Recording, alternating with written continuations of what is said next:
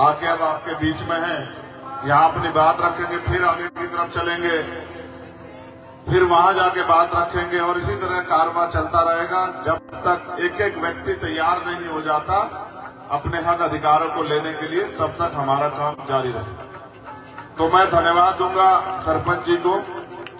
उन्होंने एक बहुत ही अच्छी प्रतिमा बाबा साहब अम्बेडकर और शहीद आजम सरदार भगत सिंह जी की जो लगाई है और एक एकता का संदेश दिया है, ये सचमुच एक बहुत ही बड़ा कार्य, एकता का कार्य उन्होंने किया है। वो इसके लिए बधाई के पात्र है, उनकी पूरी पंचायत इसके लिए बधाई की पात्र है। और मैं ये मानता हूं ये एकता एक दिन ऐसा इतिहास लिखेगी जिस इतिहास की कल्पना देश के वीर शहीदों ने की थी। तो समय समय पर जन्मे सभी वीरांगनाओं को, संतों, गुरुओं, महापुरुषों को मैं नमन करता हूं और ज्यादा समय न खर्च करते हुए अपनी बात आपसे रखता हूं। एक ऐसा भारत जिसका सपना शहीदों ने देखा, जहां समानता हो, मैं समानता का प्रबल समर्थक हूं, जहां किसी भी तरह की गैर बराबरी ना हो, ना जाति के आधार पे, ना धर्म के आधार पे, ना आर्थिक आधार पे, ना सामाजिक आधार पे, किसी भी तरह की गैर बराबरी। और अंग्रेजों की गुलामी के बाद इस सपने के लिए उन्होंने हंसते हंसते बलिदान दिए कि देश के लोग जिम्मेदारी से देश की गरिमा को समझते हुए, क्योंकि देश जो है दीवारों से नहीं बनता है, देश बनता है दिलों को जोड़ने से। देश सिर्फ मिट्टी की दीवारें नहीं है, देश एक भावना है, देश एक विश्वास है। और आप और मैं सब जानते हैं कि जब देश के गौरव की बात आती है तो हमारे अंदर एक ऐसी ऊर्जा का संचार होता है। जब हमारे देश की कोई भी टीम किसी भी फील्ड में जीत के आती है, देश का मान बढ़ाती है, किसी भी जाति धर्म से आने वाला देश का वीर सपूत जब देश के लिए मेडल लेके आता है तो हमारा सीना गर्व से चौड़ा हो जाता है। चाहे मुझसे मिले हो न मिले हो, चाहे वो हमसे कितनी दूर रहता, हम उसको छू भी ना सकते हो, लेकिन जब देश की बात आती है तो हमें एक ऊर्जा का संचार होता है, एक उत्साह का संचार होता है। वो ऊर्जा और उत्साह इसलिए है कि अंतिम पायदान पर जो व्यक्ति खड़ा है उसको भी वो अवसर, वो अधिकार, वो सम्मान का जीवन इस देश में मिलना चाहिए। इसी सपने के साथ आजादी की बात आगे बढ़ी थी कि भारत एक खूबसूरत भारत, एकजुट भारत, एक तृप्त भारत, समानता का समर्थक भारत और दुनिया में जैसे पहले सोने की चिड़िया हुआ करता था ऐसा भारत हम लोग बनाएंगे। लेकिन बना क्या मेरे साथियों? बना ये कि अंग्रेज चले गए, जिनके हाथ में ताकत दे के गए, उन्होंने अपने हिसाब से देश को चलाया। और जब भी कोई अपने हिसाब से देश को चलाएगा, जब इनके मुद्दों को पीछे छोड़ देगा, जनता की समस्याओं को खत्म करने के बजाय जनता को उसी हालात में छोड़ देगा, तो परिवर्तन नहीं हो सकता है। परिवर्तन की एक शर्त है कि परिवर्तन सोच के साथ होता है, परिवर्तन विश्वास के साथ होता है, परिवर्तन के लिए संघर्ष की जरूरत होती है, परिवर्तन के लिए एक दृढ़ संकल्प की जरूरत होती है।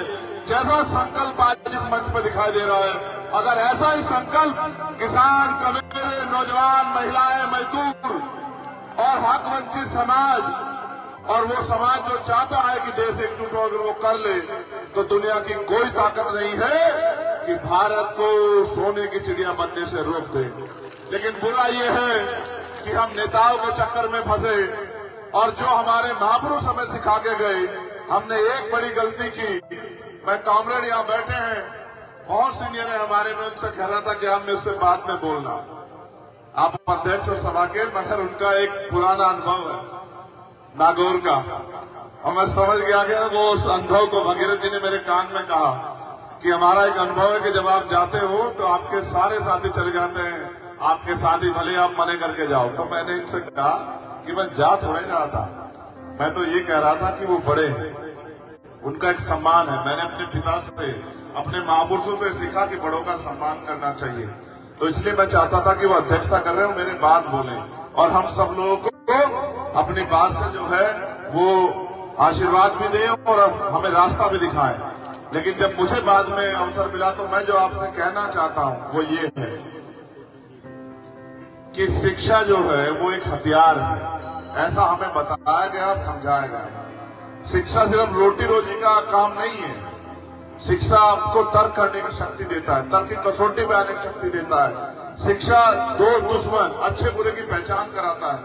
लेकिन जिस तरह से इस देश में तमाम सरकारों ने यहाँ के लोगों के साथ खिलवाड़ करने का काम किया कि शिक्षा को रोजगार बना दिया, प्राइवेट स्कूल खड़े कर दिए, सरकारी स्कूल की एजुकेशन कमजोर कर दी, गरीब भी अपने बच्चों को प्राइवेट स्कूल की तरफ लेके जाता है और उसकी जेब में पैसे नहीं होते। पैसे के लिए, पैसे पूरे करने के लिए उसको अपनी जमीन गिरवी रखनी पड़ती है, अपना पेट काटना पड़ता है, अपनी जो तमाम तरह से साधन संसाधन है वो लगाने पड़ते हैं कि बच्चा पढ़ लिख लेगा। लेकिन रोजगार में भी खेल कर दिया कि नौजवान पढ़ लिख के घूम रहा है। एक तो वो तर्क की कसौटी पे नहीं आया। क्यों नहीं आया? क्योंकि एजुकेशन को उसने समझा कि इससे रोजगार मिलेगा और वो रोजगार की लाइन में लग गया। रोजगार तो मिलेगा, ये सत्य है, लेकिन ज्ञान भी मिलेगा। आज लोगों में ज्ञान की कमी है। रोजगार, जो इनपे ज्ञान है वो सत्ता को बदल सकते हैं। जिनमें ज्ञान है वो सरकार की जो है क्रियाकलाप देख के, सरकार की नीतियों देख के ये आकलन कर सकते हैं कि सरकार किसका काम कर रही है। सरकार जनता के लिए काम कर रही है या पूंजीपतियों के लिए काम कर रही है? सरकार किसानों के लिए काम कर रही है या मजदूरों के लिए काम कर रही है? सरकार उनका शोषण कर रही है या सरकार उनको पैरों पे खड़ी कर रही है? इसलिए तर्क की कसौटी पे नौजवान खड़ा ना उतर जाए, इसलिए शिक्षा का बाजारीकरण यहाँ किया गया। मैं शहीद आजम भगत सिंह को जब याद करता हूँ, आज जब उन्होंने हमें उस रथ में चढ़ाया तो मैंने उस साथी से कहा कि वो गाना बजाना कि सरफरोशी की तमन्ना अब हमारे दिल में है और देखना है जोर कितना बाजुए कातिल में है। ये गाना एक बार मैं जेल में था, विधायक जी, 2 अप्रैल 2018 का आंदोलन हुआ। बहुत सारे बच्चों पे मुकदमे लगे, 17 बच्चों की शहीदी हो गई। मैं जेल में कुछ कर नहीं पा रहा था तो मैंने कहा क्या करूं, तो मैंने सोचा कि चलिए गांधी जी की तरीके से लड़के देख लेते हैं। मैं भूख हड़ताल में चला गया। जेल में और कोई रास्ता नहीं था, अपना विरोध दर्ज कराना था। तो 8 दिन हो गए मुझे भूख हड़ताल। वो रोज अखबार में छपवा देते कि चंद्रशेखर तीनों टाइम खाना खा रहे। कहीं ना कहीं से मेरे परिचित अखबार की कटिंग मुझे लाके देते, देखो आज ये छपा है। बाहर लोग आंदोलन कर रहे थे, मैं उस आंदोलन का साझेदार बनना चाहता था बस।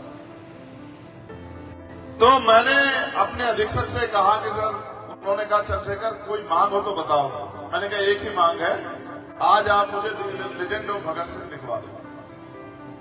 तो अधीक्षक मुझसे कहने लगे कि बिना उसको देखे तुमने हमारी नाक में दम कर रखा, उसको देख के जो है तुम और पक्का संकल्प कर लो। हम कहां जाएंगे भाई, हम नहीं दिखाएंगे।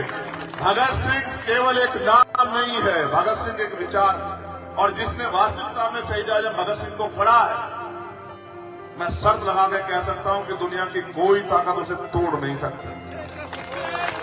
इसलिए मैंने कहा कि वो गाना बजाओ, और मैं पूरे रास्ते उसको सुनता आया, क्योंकि मैंने उनको जब पढ़ा और उनकी एक एक बात में क्या दम था। उन्होंने अपनी मां से कहा क्रांतिकारी होते हुए कि जब मुझे मिलने आओ आखिरी बार रोना मत, वरना लोग ये कहेंगे कि एक क्रांतिकारी भगत सिंह की मां रो रही, मैं कमजोर पड़ जाऊंगा। जब उनके पिता ने ब्रिटिश गवर्नमेंट को खत लिख दिया कि इनकी फांसी की सजा माफ कर दी जाए, तो वो अपने पिता से लड़ बैठे और उन्होंने अपने पिता से कहा कि आज आपने मुझसे, मेरे साथ धोखा किया है, मेरे आंदोलन के साथ। आज आपने मेरी पीठ में छुरा घोंपने का काम किया है। आपको कोई अधिकार नहीं मेरी लड़ाई को कमजोर करने का। मैं अंग्रेजों के सामने झुकूंगा नहीं किसी भी कीमत पे। आप मेरे पिता होके आप उनके आगे माफीनामा भेज रहे हो, आप उनसे मेरे लिए मदद मांग रहे हो कि मुझे माफ कर दे। मैं किसी कीमत पे माफी स्वीकार नहीं करूंगा। मैंने फांसी का तख्त इसलिए अपने लिए तय किया है कि मेरे जाने के बाद लोग जाग जाएं।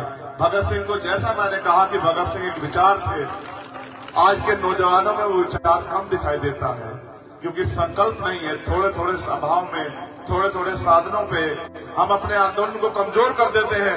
आप सोचिए अगर वो विचार शक्ति के रूप में परिवर्तित नहीं हुआ होता, अगर वो आंदोलन संघर्ष के रूप में मजबूत नहीं हुआ होता, तो क्या आज अंग्रेजों से गुलाम आजादी हम लोग ले पाते? क्या इस समानता के साथ ये टेंट लगा के हम अपनी बात को रख पाते?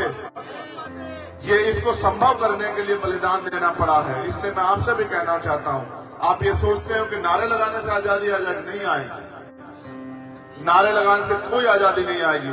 हाँ, अगर नारे में सच्चाई हो, लगाने वाला ईमानदार हो, तो वो नारा जिसके कान तक जाएगा उसको कम से कम उसके कान में सुसराहट पैदा होगी कि किसी बात पर चर्चा हो रही है। मैं लगातार आंदोलन में रहता हूं, इसलिए रहता हूं, मैं जानता हूं कि ये सरकारें आंदोलन से डरती नहीं है, लेकिन मैं ये चाहता हूं कि लोग जागते रहें। आंदोलन चलेगा, 13 महीने किसान बैठे रहे बॉर्डर पे, झुक भी सकता है, तानाशाह भी झुक सकता है, अगर झुकाने वाले सच्चे और ईमानदार हो। आपके हौसले की दाद दूंगा किसान नेताओं, आपने देश के प्राइम मिनिस्टर को बता दिया कि लोकतंत्र में जनता से बड़ा कोई नहीं है। इसलिए मैं आपसे कहना चाहता हूं, मैं मध्य प्रदेश के बाद राजस्थान की यात्रा पे आया, और एक आज जो बीता है मेरे ऊपर, मैं जब निकलता हूं अपने लोगों के बीच में, उनकी आंखों को देखता हूं, जब वो मेरे हाथों को छूते हैं, उनके एहसास को देखता हूं। हाथ का छूना एहसास बताता है कि उसके मन में क्या चल रहा है। जब वो मुझे छूते हैं तो ऐसा एहसास पैदा होता है कि वो बहुत उम्मीद लेके बैठे हैं मुझसे कि शायद चंद्रशेखर के जरिए हमारी जिंदगी में बदलाव हो जाए। आज मैं जब आपके प्रोग्राम में आ रहा था, मैं कह रहा था रुकना मत, कहीं देर हो जाएगी। देर हो भी गई, लेकिन एक जगह ऐसी स्थिति आई, ककहरी या कुछ ऐसी एक जगह पड़ती है, वहां 150-200 महिलाएं, हमारी माए बहनें बिल्कुल गाड़ी के सामने खड़ी होगी और कहने लगी कि उतरना पड़ेगा। अब मैं नौजवान भाइयों को तो समझा लेता हूं, डांट भी लेता हूं, लेकिन माओ के आगे क्या कहता। तो मैं उतर गया, और उतरने के लिए जैसे गाड़ी के मैंने गाड़ी खिड़की खोली तो एक माँ ने मेरा हाथ पकड़ लिया, कहा कि वहां चल। अब बेटा होने के नाते मैं उनसे क्या कहता, मैं चला गया, मेरा समय भी लगा, लेकिन मैं फिर ये समझता हूं कि जब वो मुझसे लिपट रही थी, उसकी आंखों में आंसू थे और एक दर्द तकलीफ जो मैं महसूस करता हूं कि भले ही मैंने उसकी कोख से जन्म ना लिया हो, लेकिन मैं मानता हूं कि उसने मुझे बेटे से ज्यादा प्यार दिया। जिस बेटे को वो कोख में पाल के पैदा करती उससे ज्यादा, और जाते जाते भी वो पगड़ी मेरे सर पे रख के गई, जो पगड़ी मैंने उनको दे दी थी, कहने लगी कि बस हमारा ध्यान रखना, भूल मत जाना। उनकी ये बात मेरे लिए एक सीख भी थी कि बहुत सारे लोगों ने उनसे बहुत से वादे करके उनको भुला दिया है। बहुत सारे लोगों ने उनकी भावनाओं के साथ खिलवाड़ की है, बहुत सारे लोगों ने उनके साथ धोखा किया, बड़ी बड़ी बातें की और फिर अपना मतलब निकाल के चलते बने। ये समाज बड़े लंबे समय तक ठगा गया है, और इसलिए समाज में जो है ये आदमी को बहुत देर तक देखता परखता है, फिर फैसला लेता है। मैं आपसे पूरी जिम्मेदारी से कहना चाहता हूं, अभी मुझ पे गोली चली। गोली इसलिए चली क्योंकि यहाँ नेताओं की जबान बंद रखने के लिए सरकार के पास सरकारी मशीनरी है, सीबीआई है, ईडी है, इनकम टैक्स है, एनआईए है, झूठे मुकदमे, जेल है। और मेरी पहचान ही इस बात से है कि मैं जेल से नहीं डरता, मैं मुकदमों से नहीं डरता। और मैं एक प्राइमरी स्कूल के हेडमास्टर का बेटा हूं, मैं अपनी ताकत को समझता हूं। और क्योंकि मैंने आंदोलन देखे, आंदोलन को विनाश होते देखा, आंदोलन को विचारधारा को बदलते देखा, बड़े बड़े दल को बहुत डाउन होते देखा, तो मैंने ये भी एहसास किया कि किन कारणों से आंदोलन कमजोर होते हैं। उन सब चीजों से मैंने सीख ली है। इसलिए मुझे रोक पाना इन हथकंडों के से आसान नहीं, इसलिए मेरे ऊपर गोली चलाई। आपका प्यार आशीर्वाद था कि मैं आपके बीच में हूं, लेकिन मैं फिर आपसे कहना चाहता हूं, एक गोली नहीं, 1000 गोली भी अगर चलेंगी, और जब तक मेरे शरीर में लहू का आखिरी कतरा रहेगा, मैं पूरी ईमानदारी से इस गुलामी की बेड़ियों काटने के लिए लड़ता रहूंगा। मैं इसको आजादी अभी नहीं कहूंगा। आजादी तब होगी जब गरीब को भी अमीरों जैसे अधिकार और स्वाभिमान सम्मान का जीवन मिलेगा, जब हर घर खुशहाल होगा, नौजवानों के पास आगे बढ़ने के रास्ते होंगे, अच्छी शिक्षा होगी, रोजगार होगा, अच्छा बीमार होने पर अच्छा इलाज मिलेगा, सुख सुविधाओं का जीवन होगा, और सबसे जरूरी कि गरीब को भी कर्म के आधार पर, जाति के आधार पर नहीं, कर्म के आधार पर सम्मान मिलेगा और जाति भी समाज बनेगा भारत। तब जाके जो है जैसी कल्पना हमारे महापुरुषों ने की, जैसी कल्पना आजादी के परमाणुओं ने की, ऐसा भारत जब बनेगा। मैं इस मंच से घोषणा करता हूं कि मैं इस बार अमरा राम जी को विधानसभा में देखना चाहता हूं और अमरा राम जी को ये भी कहता हूं, मैं आपको चुनाव लड़ाने, आपके लिए वोट मांगने के लिए आऊंगा, मैं आपको विधानसभा में छोड़ूंगा इस बार गए बगैर। मैं अपने साथियों से भी कहूंगा, उस विधानसभा में जहां लड़ते हैं, क्या नाम है अध्यक्ष इसका, दाता रामगढ़ में आपका दोस्त रहता हो, रिश्तेदार रहता हो, भाई रहता हो, साथी रहता हो, उन सबसे कहना कि इनके पीछे खड़े होकर इस बार इनको विधानसभा तक, जयपुर तक छोड़ के आना है। क्योंकि हम लोग वोट इसलिए देते हैं कि नेता जाके हमारी बात रखेगा, लेकिन आजकल नेता इसलिए आते हैं, इसलिए चुनाव जीतते हैं कि पैसे से पैसा कमा सके। आज की राजनीति में पैसा हथियार हो गया है। व्यक्ति आता है, पैसे खर्च करता है, फिर पैसे से पैसा कमाता है और जनता के मुद्दे वहीं के वहीं रह जाते हैं, इसलिए लोग ठगे गए हैं। मैं अपने लोगों से भी कहूंगा, वोट का अधिकार गुलामी से मुक्ति के लिए मिला है, वोट का अधिकार बेकदरी के लिए नहीं मिला है। और राजस्थान में क्या हाल है, 2 अप्रैल 2018 आपने देखा, और केंद्र की सरकार क्या कर रही है आप देख लो। धीरे धीरे संविधान को खत्म करने का काम कर रही है, धीरे धीरे संविधान के मूल उद्देश्य को कमजोर करने का काम कर रही है।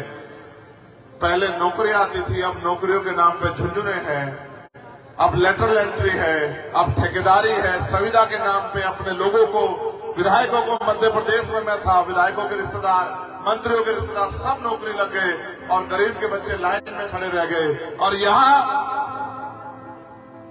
यहाँ बसों में बैठ के पेपर लीक होते हैं, पूरी की पूरी बस अपनी बना के, और उसमें बैठ के गरीबों के अधिकारों को, नौजवानों के अवसरों को कुचला जाता है। और जुल्म क्या हुआ है आप बेहतर जानते हैं। यहाँ विपक्ष नहीं है अध्यक्ष जी, यहाँ विपक्ष नहीं है। ये लोकतंत्र की खूबसूरती है कि विपक्ष होना चाहिए, सत्ता तानाशाह हो, लेकिन यहाँ विपक्ष नहीं है। इसका सबसे बड़ा प्रमाण ये है कि जब दलितों पे, आदिवासियों पे, पिछड़ों पे और माइनॉरिटी पे अत्याचार होता है, आप विश्वास कीजिए कि अगर कांग्रेस की सरकार में होता तो बीजेपी के लोग बैठ के तमाशा देखते हैं, और बीजेपी की सरकार में होता है तो कांग्रेस के लोग बैठ के तमाशा देखते हैं। ये विपक्ष नहीं है, लोकतंत्र नहीं है। मैंने बहुत सारी घटनाएं देखी। आपको इंद्र मेघवाल याद होगा, आपको जितेंद्र मेघवाल याद होगा, आपको कार्तिक भील याद होगा, आपको ओम प्रकाश रैगर याद होगा, आपको नासिर जुनैद याद होंगे। आप ये बताओ, नासिर जुनैद को यहाँ से उठा के लेके गए, मारना पीटा हरियाणा में, और फिर जब पुलिस ने भी मना कर दिया कि इनको हम नहीं रखेंगे, फिर उन दोनों बच्चों को, वो हमारे भाई थे, उनको जला के मार दिया। मुख्यमंत्री जी को बिल्कुल खबर नहीं हुई। हमने पूरे राजस्थान में आंदोलन कराया, पूरे हरियाणा में आंदोलन कराया, पूरे उत्तर प्रदेश में आंदोलन कराया, उत्तराखंड में आंदोलन कराया। फिर मुख्यमंत्री जी को लगा कि जिनको गुलाम समझते हो मुस्लिम समाज के लोगों को, ये वोट बैंक ना खिसक जाए, फिर भागे भागे गए कि मैं भी तुम्हारा कुछ लगता हूं, मैं भी तुम्हारे लिए कुछ कर सकता हूं। ये बात मैं आपको इसलिए बता रहा हूं कि अगर वास्तविकता में विपक्ष होता तो सरकार की नाक पे दम कर देता। 2 बच्चों की हत्या हुई थी, और जिस तरह से मैंने आपको बताया कुछ अमन सिटी में जो हुआ, आपने देखा किस तरह तमाशबीन बने हुए थे।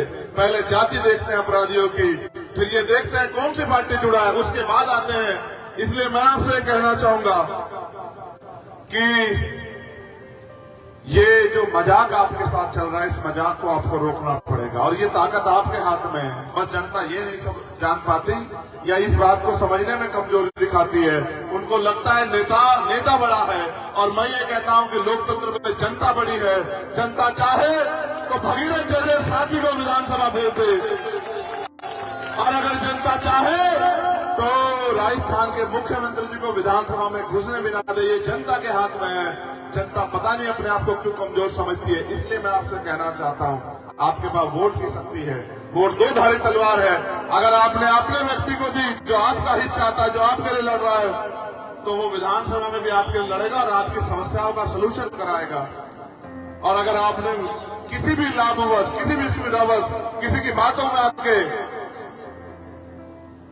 ऐसे व्यक्ति को दे दी जो विचार से भी आपके साथ ना हो, व्यक्तिगत भी आपके साथ ना हो, कुछ ही समय का मित्र हो तो फिर 5 साल रोने के लिए, चिल्लाने के लिए, तड़पने के लिए तैयार हो जाओ। अगर आपको अपने 5 साल के भविष्य का फैसला करना है तो अगले 2 महीने मेहनत करो, एक एक वोट को तैयार करो, वोट को संगठित करो और एकजुट होके अपने अधिकारों के लिए वोट दो। फिर देखो आपकी जिंदगी कैसे बदलती है। 52% पिछड़ा वर्ग रहता है यहाँ। मंडल कमीशन भी आज कितने % आरक्षण मिलता है, अब अपने आप देखो। क्यों नहीं बैकलॉग भर रहा? क्यों SC/ST के लोगों पर अन्याय अत्याचार बंद नहीं हो रहा?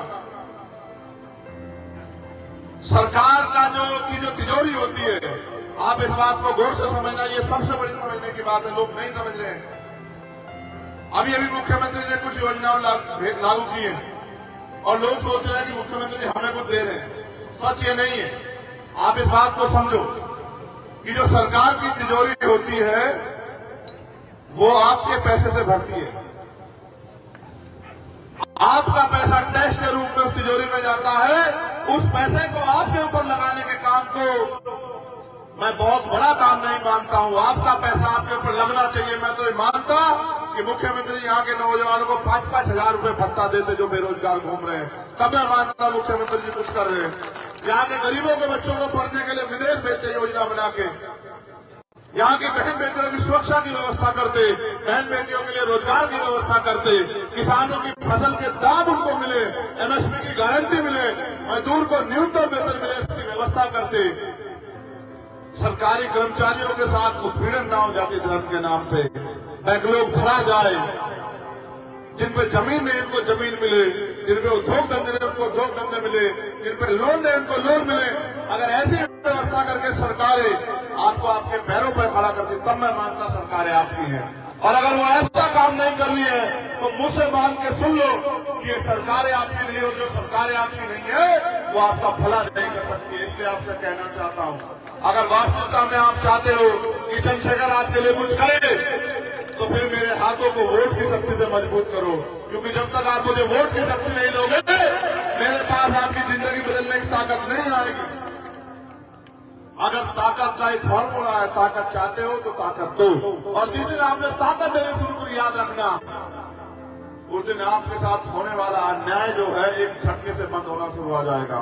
और एक ऐसा समय आएगा कि हर कोई स्वाभिमान सम्मान के साथ जिएगा, किसी के साथ अत्याचार नहीं होगा, जुल्म नहीं होगा, अपमान नहीं होगा। ये तब होगा जब आप इन निकम्मे नेताओं को छोड़ के आप ताकत जो है जो आपके पास है, जिसको बाबा साहब अम्बेडकर ने 4-4 बच्चों कुर्बानी से दी, इसको चंद्रशेखर आजाद को सौंपने का काम करोगे, तब ये परिवर्तन होगा।